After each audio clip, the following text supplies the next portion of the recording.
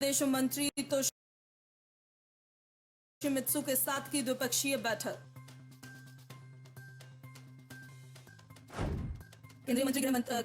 केंद्रीय गृह मंत्री अमित शाह ने आरएएफ को दी शुभकामनाएं। आरएएफ की 28वीं सालगिरह आज।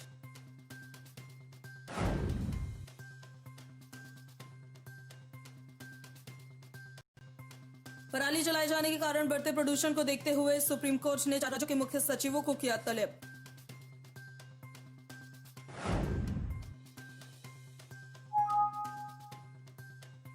कानून मंत्री रविशंकर प्रसाद का बयान, जजों की नियुक्ति पर कार्यपालिका और न्यायपालिका के बीच गतिरोध नहीं।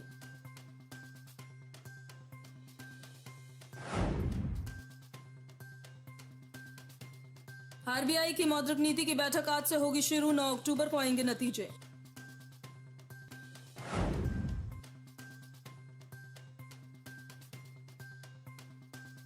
आईआरसीटीसी 17 से शुरू करेगा तेजस एक्सप्रेस का संचालन, 8 से होगी सीटों की बुकिंग।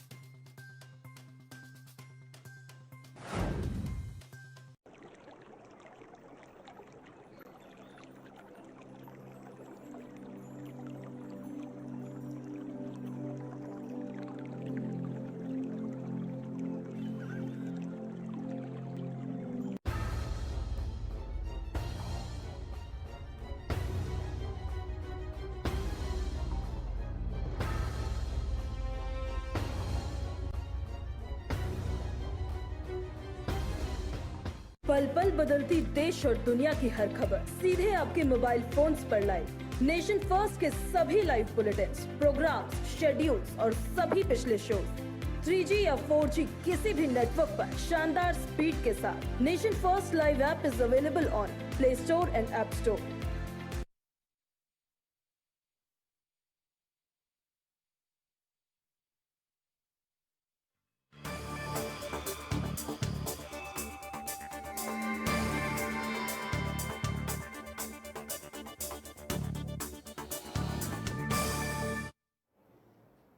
नमस्कार, नेशन फर्स्ट देख रहे हैं आप। मैं हूं आपके साथ रेणु मौर्य। बुलेटिन की शुरुआत बड़ी खबरों के साथ करेंगे। कांग्रेस नेता राहुल गांधी ने चीन के साथ सीमा पर चल रहे गतिरोध को लेकर प्रधानमंत्री नरेंद्र मोदी के खिलाफ अपने हमले तेज कर दिए हैं। जी हां, उन्होंने एक बार फिर से पीएम पर हमला बोलते हुए कहा है कि यूपीए सत्ता में होता तो पड़ोसी देश की, हमारे देश की ओर आंख उठाकर देखने की हिम्मत नहीं होती है। और इसके अलावा राहुल गांधी ने कहा है कि चीन की हमारे देश में घुसकर हमारे सैनिकों को मारने की हिम्मत इसलिए हुई है क्योंकि मोदी ने देश को कमजोर बना दिया है। तो राहुल गांधी ने साफ तौर पर केंद्र पर निशाना साधा है और कहा है कि पीएम मोदी ने देश को कमजोर बना दिया और अगर हमारी यूपीए सरकार होती तो ऐसा कुछ भी देखने को नहीं मिलता। इससे पहले भी जब अगर बात कर ले गलवान घाटी की, तो जब हमारे जवान शहीद हुए थे तब भी विपक्ष की तरफ से केंद्र की ओर यहाँ पे कई बड़े सवाल यहाँ पे खड़े किए गए थे। लगातार यहाँ पे निशाना साधा।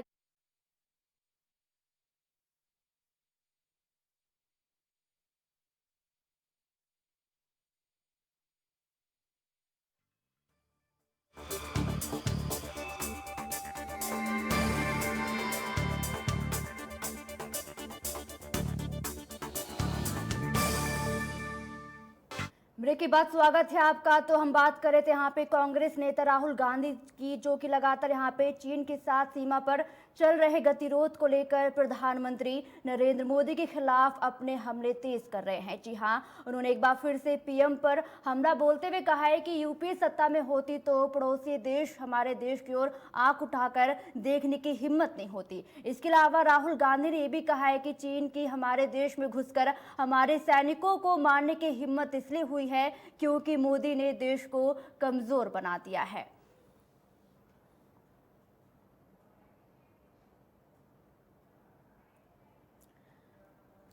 तो चीन मुद्दे पर यहाँ पे लगातार राहुल गांधी पीएम मोदी पर निशाना साध रहे हैं। उन्होंने साफ तौर पर कहा है कि अगर हमारी सरकार होती तो ऐसा कुछ भी देखने को नहीं मिलता। और जब हमारी सरकार थी, यानी कि जब यूपीए सरकार थी, तब यहाँ पे चीन की इतनी हिम्मत नहीं होती थी कि वो ऐसा यहाँ पे कदम उठा ले। लेकिन भारत में इस तरीके से यहाँ पे घुसपैठ की गई, कहीं ना कहीं जो इसका जिम्मेदार अगर यहाँ पे राहुल गांधी मानते हैं तो साफ तौर पर यहाँ पे पीएम मोदी को ही मानते हैं। तो आप देख सकते हैं जहाँ पर लगातार यहाँ पे भारत चीन विवाद को लेकर लगातार राहुल गांधी केंद्र सरकार पर हमले बोल रहे हैं। हमारी सरकार होती तो चाइना को उठाकर फेंक देते, 15 मिनट नहीं लगते। भारत चीन सीमा विवाद पर केंद्र सरकार पर जोरदार हमला बोला है राहुल गांधी ने।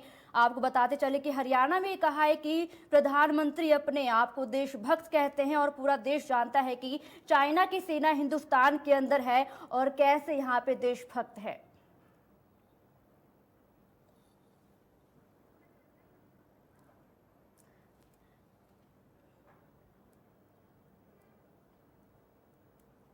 तो इसी खबर पर बीजेपी नेता मनोज शर्मा हमारे साथ जुड़ गए। बहुत बहुत स्वागत है आपका नेशन फर्स्ट में। धन्यवाद। मनोज जी, साफ तौर पर यहाँ पे राहुल गांधी ने भारत चीन बात को लेकर एक बार फिर से पीएम मोदी पर हमला बोला है। पहली प्रतिक्रिया आपकी क्या होगी? देखिए, वो 15 मिनट का जो बयान आया है इनका, 15 मिनट में हम चीन को वापस कर देंगे, तो वो कर सकते हैं वापस, उनकी बात में कोई तो राय नहीं है। लेकिन उसका जो नतीजा होगा ना, जैसे 1962 में हमने एक बहुत बड़ा भूभाग अक्सर चीन को दे दिया था और शांति से पीछे हटके चीन को जो मन माहता है वो पूरा भूभाग दे दिया हमें इतना बड़ा, वैसे ये पूरा जम्मू कश्मीर दे देंगे।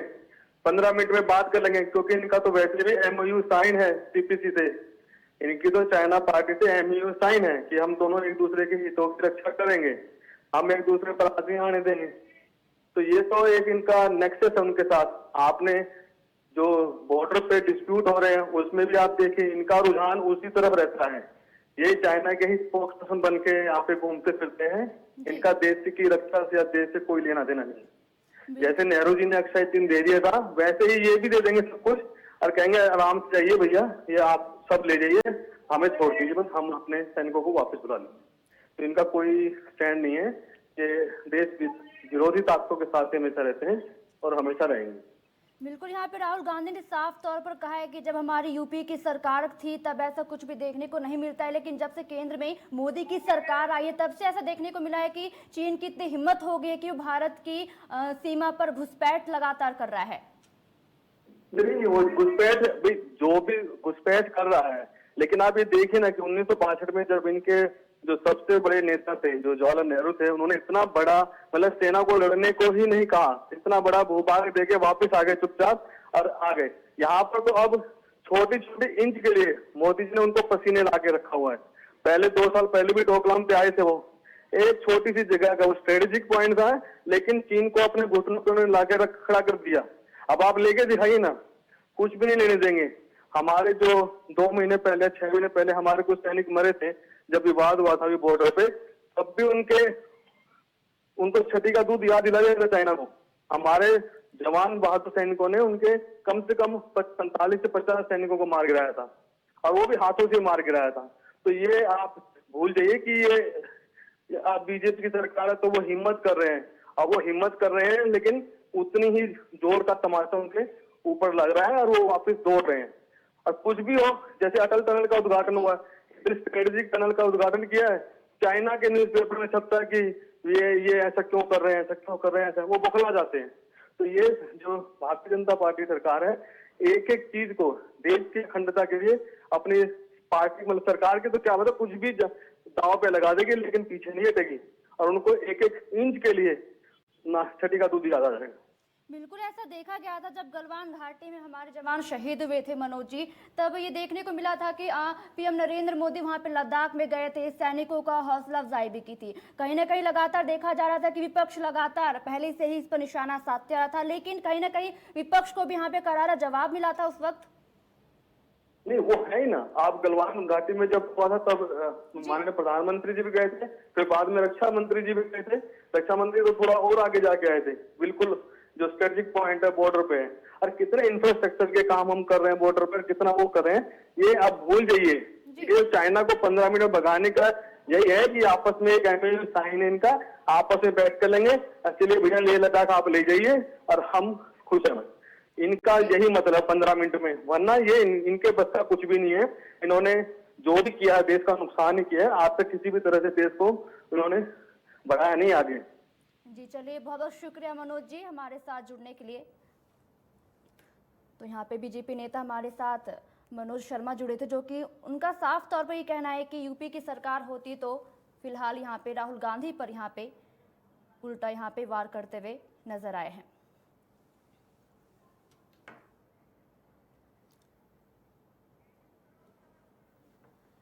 तो भारत चीनी बात पर यहाँ पे राहुल गांधी यहाँ पे हमले तेज हो गए हैं। उन्होंने चीन मुद्दे पर पीएम मोदी पर जमकर निशाना साधा है। मोदी ने देश को कमजोर बना दिया है।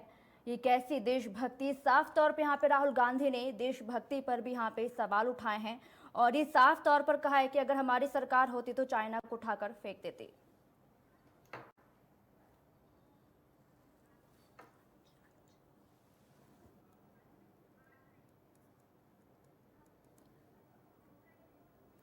तो हमारे साथ अनुज आत्री कांग्रेस नेता जुड़ गए। बहुत बहुत स्वागत है आपका नेशन फर्स्ट में। जी धन्यवाद। अनुज आत्री जी, जिस तरीके से राहुल गांधी का एक बयान आया है, साफ तौर पर चीन सीमा विवाद पर उन्होंने पीएम मोदी पर हमला बोला है। देखिए, निश्चित तौर से राहुल जी ने जो बोला है वो देश की वास्तविक स्थिति के हिसाब से बोला है। आज हमारा देश चीन से किस हिसाब से कमजोर है? आज ये 1962 वाला देश नहीं है कि जो हमारा देश जो है कुछ वर्षों का आजादी के बाद जो युवा अवस्था में था और हमारे पास कोई भी साधन संपन्नता नहीं थी, हमारे पास हथियार नहीं थे और हमारा इंफ्रास्ट्रक्चर उतना मजबूत नहीं था। लेकिन आज 2020 का भारत है। ये इन 70 सालों में देश जो है बहुत मजबूत हो चुका है। हम लोग जो है देश की बुनियाद हमारे बहुत मजबूत है और उसी के आधार पर हम चाइना को किसी भी मोर्चे पर जवाब देने के लिए सक्षम है। हम लोग इतनी भारी भरकम सेना का जो हमारे देश में जो जमावड़ा है वो किस लिए है? आज ऐसी विश्व की हम दूसरी और तीसरी नंबर की जो है सेना के रूप में, शक्ति के रूप में उभर के आए हैं। वो किस लिए? हम किस लिए चाइना से डरें? राहुल जी अगर बोल रहे हैं, राहुल गांधी जी ने बोला है तो बिल्कुल ठीक बोला है। आज जून से लेकर के अब जो है अक्टूबर आ गया है, प्रधानमंत्री जी जो है आज तक चाइना के बारे में एक शब्द अपने जवान से नहीं बोल रहे हैं। क्या संदेशा जा रहा है? आखिर किससे घबराहट है? क्यों नहीं बोलते? चाइना को जवाब देते हैं। जब डॉक्टर मनमोहन सिंह जी प्रधानमंत्री थे, नरेंद्र मोदी साहब उस समय लाल आंखें करके जवाब देने के लिए उनको सलाह दिया करते थे जी। और आज जो है एक नाम लेने से भी परहेज कर रहे हैं। तो आप किसका मनोबल बढ़ा रहे हैं? आप बोल के जाते हैं मैं डोकलाम जा रहा हूँ, आप बोल के जाते हैं मैं लद्दाख जा रहा हूँ और जाकर के वहां से 250 किलोमीटर दूर लेह से होकर के आ जाते हैं सेना का मनोबल बढ़ाने के लिए। तो ये आखिर ऐसा क्यों? किस बात का डर था? जाते वहीं गलवान घाटी में जहां पर चाइना ने हमारी जमीन को कब्जाया है, वहां जाते, वहां देख के आते, मौका मुआयना करते, उससे सेना का मनोबल बढ़ता। और आप जो लगातार चाइना आंखें दिखाता जा रहा है, हमारी सीमा में जाकर के प्रवेश कर चुका है, वहां पर उसने अपने जो है डिप्लॉयमेंट कर दिया है, अपने परमानेंट बंकर्स बना दिए, हेलीपैड बना दिए, हॉस्पिटल बना दिए, सड़कें बना रहा है और हम लोग बैठे हुए यहाँ पे टिकटॉक गेम खेल रहे हैं और पबजी गेम खेल के उनकी बैन करके हम खुश हो रहे हैं, अपने आप को पीठ थपथपा रहे हैं। तो ये लेकिन सर उन ऐप्स को तो बंद कर दिया गया है अब, जिन ऐप्स की आप बात कर रहे हैं। क्योंकि उन ऐप को बंद करने का खेल खेल रही है सरकार कि ऐप बंद करने के से जो है आप करारा जवाब दे रहे हैं क्या? जब सेना का जवाब सेना को देना चाहिए। चाइना बॉर्डर पर हमको आंखें दिखा रहा है। चाइना की सेना हमारे सैनिकों को जो है मार चुकी है, उनको लगातार हमारी सीमा पे कब्जा करके बैठी है। तो हम यहाँ पर उनकी गेम बैन करके हम उससे अपनी पीठ नहीं थपथपा सकते। हमारी मजबूत सेना है, उनको आपको जो है उनके सेना के जवाब सेना से दिलवाना चाहिए। जी, आपका ये कहना है कि यूपी की सरकार में देश मजबूत था, तो अब क्या लगता है कि अब देश मजबूत नहीं है? देश अब भी मजबूत है। कौन कहता है देश मजबूत नहीं है? निश्चित तौर पे देश हमारा यूपीए सरकार में मजबूत था, उससे पहले भी मजबूत था और जैसे जैसे देश की आगे बढ़ता जाता है, समय काल बढ़ता जाता है, देश की ताकत बढ़ती जा रही है। हम लोग 1962 में ये भारतीय जनता पार्टी के लोग बार बार उस युद्ध की याद ताजा कराते हैं, लेकिन उसकी बात नहीं करते जब 1967 में इंदिरा जी प्रधानमंत्री थी और चाइना को मुंह की खानी पड़ी थी लड़ाई में। हम लोग 1967 में चाइना को करारी शिकस्त दे चुके हैं। तो आज आप राजनीति से प्रेरित होकर के जो है अपने देश को जो है बार बार 1962 की विश्व को याद दिलाते हैं, देश को याद दिलाते हैं। उसमें आप ये भूल जाते हैं कि अपने देश को डाउन कर रहे हैं, अपनी सेना को डाउन कर रहे हैं और जहां हमारी शौर्य की बात हुई थी, जहां हमारी सेना जीती थी, उसको नहीं बताना चाहते। तो आप ये राजनीति खेलना बंद कीजिए। ये देश की अस्मिता और देश की अखंडता और देश की मजबूती का प्रश्न है। आपको मजबूत होकर के अपने आप को पेश करना चाहिए। सरकारें आती हैं, जाती हैं। जी चलिए, बहुत बहुत शुक्रिया हमारे साथ जुड़ने के लिए अनुज आत्री जी।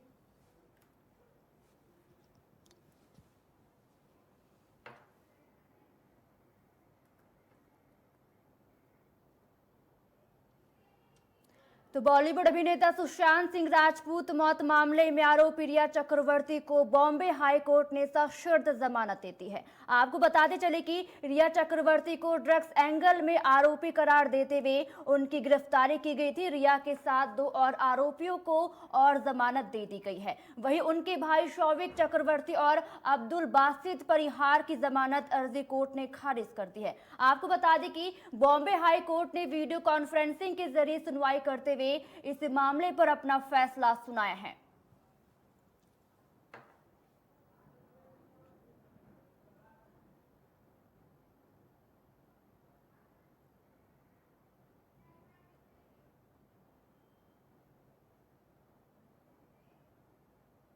वहीं यूपी के हाथरस में 19 साल की लड़की के कथित गैंग रेप और हत्या मामले में स्पेशल इन्वेस्टिगेशन टीम यानी कि एसआईटी को 10 दिन का और समय मिल गया है। आपको बताते चले कि ये फैसला यूपी के मुख्यमंत्री योगी आदित्यनाथ के निर्देशों पर लिया गया है। दरअसल इससे पहले सीएम योगी ने एसआईटी को 7 दिन के अंदर अपनी जांच रिपोर्ट सौंपने का यहाँ पे कहा था, यानी कि इसके मुताबिक यहाँ पे आज एसआईटी को अपनी जांच रिपोर्ट सौंपनी थी। जानकारी के मुताबिक सचिव गृह भगवान स्वरूप की अध्यक्षता में बनाई गई एसआईटी में डीआईजी चंद्र प्रकाश द्विवेदी और एसपी पूनम भी बतौर सदस्य शामिल हैं।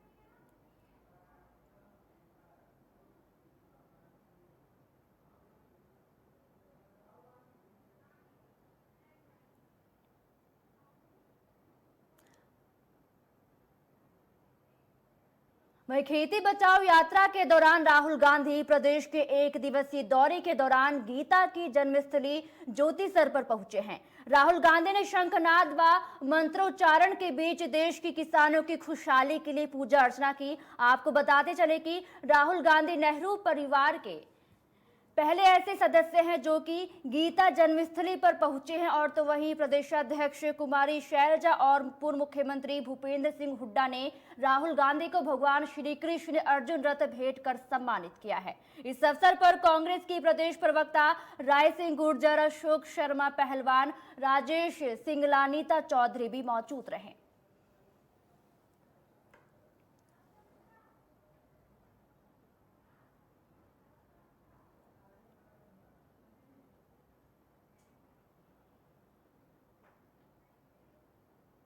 अगली खबर की रुख करते हैं, जहां पर एमपी में नव दुनिया की ओर से मास्क ही वैक्सीन है अभियान का आयोजन किया गया है। और इसी दौरान भोपाल कलेक्टर अविनाश लवानिया ने बोर्ड ऑफिस चौराहे पर मास्क वितरित किए हैं। वहीं इस अभियान में एमपी के गृह मंत्री नरोत्तम मिश्रा शामिल हुए। उन्होंने कोरोना महामारी को लेकर कहा है कि कोरोना संक्रमण से बचाव के लिए अभी मास्क ही वैक्सीन का काम कर रहा है। उन्होंने आगे कहा है कि ये एक ऐसी बीमारी है जिससे कि दुनिया के डॉक्टर इससे जूझ रहे हैं और संघर्ष कर रहे हैं। इसकी वैक्सीन ही नहीं है और इसलिए आज की तारीख में मास्क ही बचाव का एकमात्र माध्यम बन गया है। और साथ ही उन्होंने ये भी कहा है कि नव दुनिया ने ये जो अभियान आरंभ किया है इसके लिए बधाई के पात्र हैं।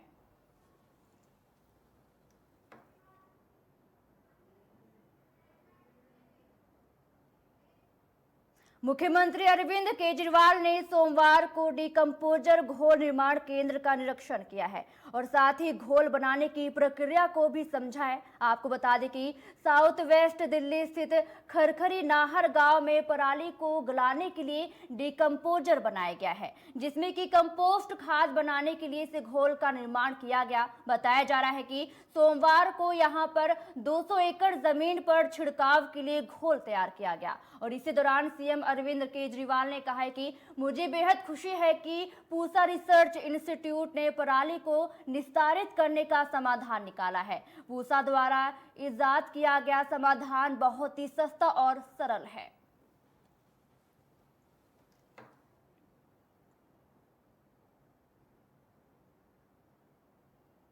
अगली फसल के लिए समय कम होता है और उस पराली से निजात कैसे पाए, उसके लिए समस्या बनी हुई थी। तो वो किसान उसको पराली को जलाता था। पराली को जलाने की वजह से उसकी जो ज़मीन है, ज़मीन में जो अच्छे बैक्टीरिया थे वो भी जल जाया करते थे और उसकी वजह से जो धुआं निकलता था उस धुएं से उस किसान के और पूरे गांव के लोगों को परेशानी होती थी पोल्यूशन से, और वो धुआं फिर पूरे नॉर्दर्न इंडिया में इंक्लूडिंग दिल्ली, पूरे नॉर्दर्न इंडिया में फैल जाता था, जिसकी वजह से सबके स्वास्थ्य के ऊपर प्रभाव पड़ता था। सब लोग प्रदूषण से पीड़ित रहते थे।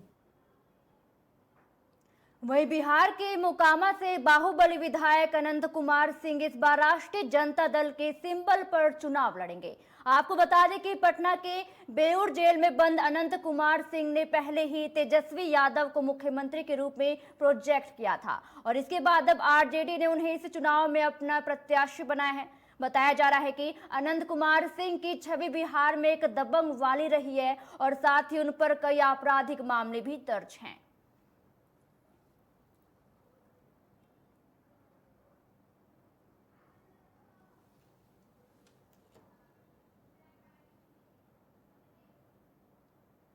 वहीं जम्मू कश्मीर में सुरक्षा बलों को बड़ी कामयाबी हासिल हुई है। जी हां, आपको बता दें कि जम्मू कश्मीर के शोपियां में सुरक्षा बलों ने मुठभेड़ के दौरान 2 आतंकियों को मार गिराया है।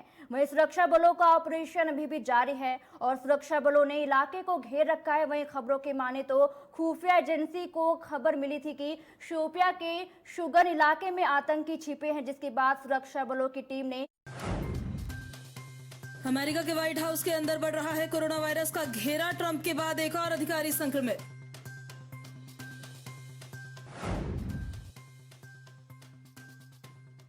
भारत नेपाल सीमा विवाद को लेकर लीपू लेक पर नेपाल ने फिर ठोका दावा। 9 सदस्यीय टीम की रिपोर्ट को बनाया आधार। बंगाल में बीजेपी कार्यकर्ता मनीष शुक्ला हत्याकांड में एक और आरोपी को किया गया गिरफ्तार।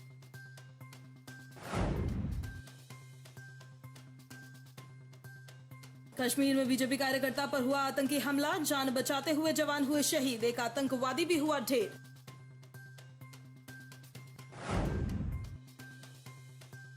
हाथरस कांड को लेकर पीड़िता के घर पहुंची एसआईटी की टीम, परिवार से कॉल रिकॉर्ड पर हो सकती है पूछताछ।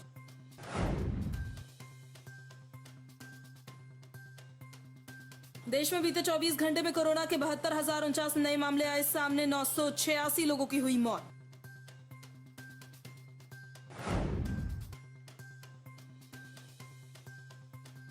हाथरस में पीड़िता के परिवार से मिलने गए आप एमएलए कुलदीप कुमार पर एफआईआर दर्ज।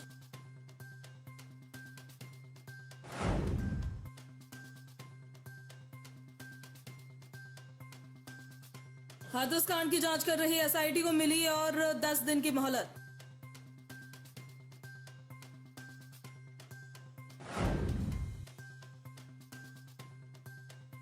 दिल्ली के लाजपत नगर इलाके में कंटेनर और होंडा सिटी में हुई टक्कर, 2 लोगों की हुई मौत।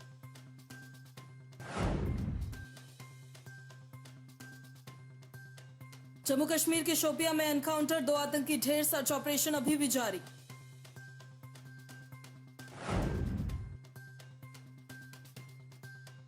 मणिपुर के उखरुल में भूकंप के झटके, तीव्रता 4.3 मापी गई।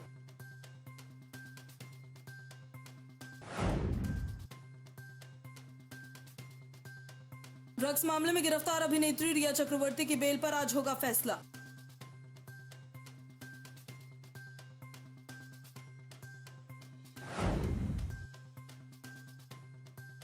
दिल्ली में आज डेयरिंग सिटीज जलवायु परिवर्तन पर अपनी बात रखेंगे सीएम केजरीवाल।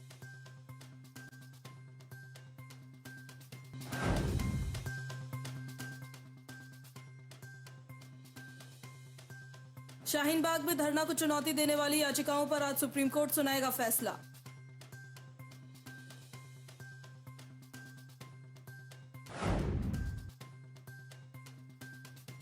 बिहार चुनाव पर कांग्रेस ने जारी की 21 प्रत्याशियों की लिस्ट। कहलगांव से शुभानंद मुकेश को मिला टिकट।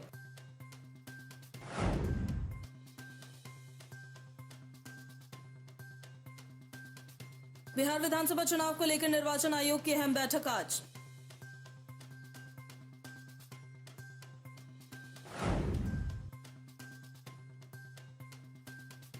बिहार चुनाव में लालू यादव की पार्टी ने पहले चरण में 41 में से 2 सीटों पर मुस्लिम, 19 पर उतारे यादव उम्मीदवार।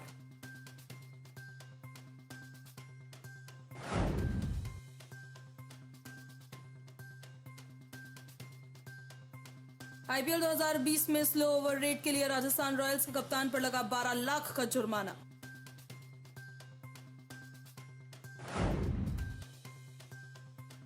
आईपीएल 2020 में मुंबई ने राजस्थान को 57 रनों से हराया। बुमराह ने झटके 4 विकेट।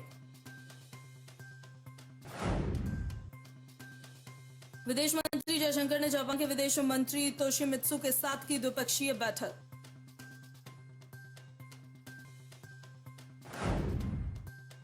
केंद्रीय गृह मंत्री अमित शाह ने आरएएफ को दी शुभकामनाएं। आरएएफ की 28वीं सालगिरह आज।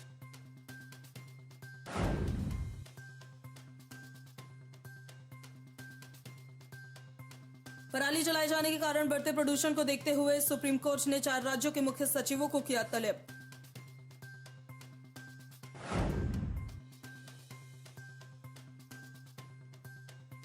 कानून मंत्री रविशंकर प्रसाद का बयान, जजों की नियुक्ति पर कार्यपालिका और न्यायपालिका के बीच गतिरोध नहीं।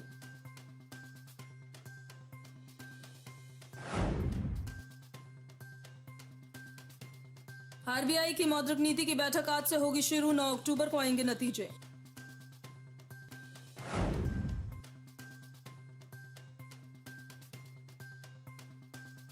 आईआरसीटीसी 17 से शुरू करेगा तेजस एक्सप्रेस का संचालन। 8 से होगी सीटों की बुकिंग।